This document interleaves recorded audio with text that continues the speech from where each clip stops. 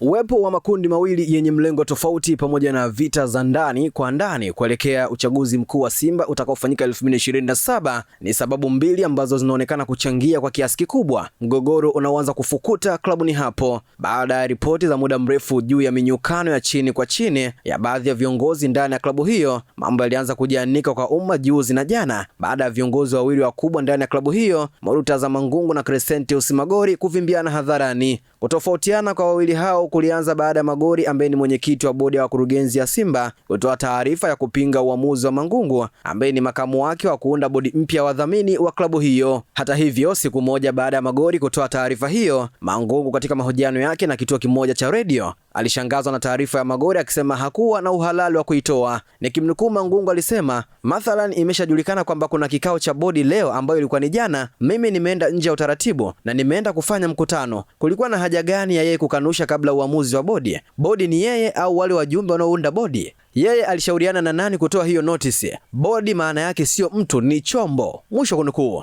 Uchunguzi wa moja wa chombo cha habari umebaini kwamba chanzo cha mgogoro huo ni makundi mawili yenye maslahi tofauti ndani ya klabu hiyo, lakini pia uwepo wa safu zinazojipanga kwa uchaguzi wa Simba mwakani, ambapo nikimnukuu mmoja wa viongozi waandamizi wa Simba alisema kuna kundi ambalo linaamini linasimamia maslahi ya wanachama na mashabiki, na lingine limekuwa likipigania maslahi ya mwekezaji ambao linaona kama yanaporwa. Hili jambo sio jepesi kama watu wanavyofikiria na linaweza kuleta mpasuko mkubwa sana kwenye klabu. Mwisho kunukuu. Nikimnukuu makamu wa zamani wa rais wa Simba Geoffrey Nyange Kaburu alisema kuwa makundi hayo mawili ndiyo chanzo cha kinachotokea Simba, ambapo amesema ndani ya uongozi tunafahamu kwamba tuna pande mbili ambazo ndizo zinatengeneza uongozi. Nadhani kuna kukosekana kwa mawasiliano, masikilizano na maslahi ya pamoja. Kila upande unadhani una maslahi yake na anashindwa kukubaliana wawe na maslahi ya pamoja. Shida ipo hapo, na nadhani nichukue nafasi kuwashauri na kuwaasa kwamba wakae chini, hayo mambo yaishie ndani na waangalie maslahi ya Simba. Mwisho kunukuu. Sasa suluhu ni hii. Kwa mujibu wa katiba ya Simba, inaonekana kuwa vipengele vingi ambavyo vinamhusu mwenyekiti wa Simba ni lazima shauriani na bodi ya wakurugenzi wa timu hiyo. Hivyo ili Simba iweze kuachana na migogoro ya mara kwa mara, ni lazima pande hizi mbili zikubali kuwa kitu kimoja na kufanya kazi pamoja badala ya kila mmoja kuwa mkubwa kuliko mwingine. Ibara ya 33 ambayo inaeleza kuhusu muundo wa madaraka inaonyesha kuwa wajumbe wa baraza la wadhamini watapendekezwa na mwenyekiti, lakini kwa kushauriana na bodi ya wakurugenzi ya timu hiyo. Ibara ya 29 ya katiba hiyo inasema kuwa Simba Sports Club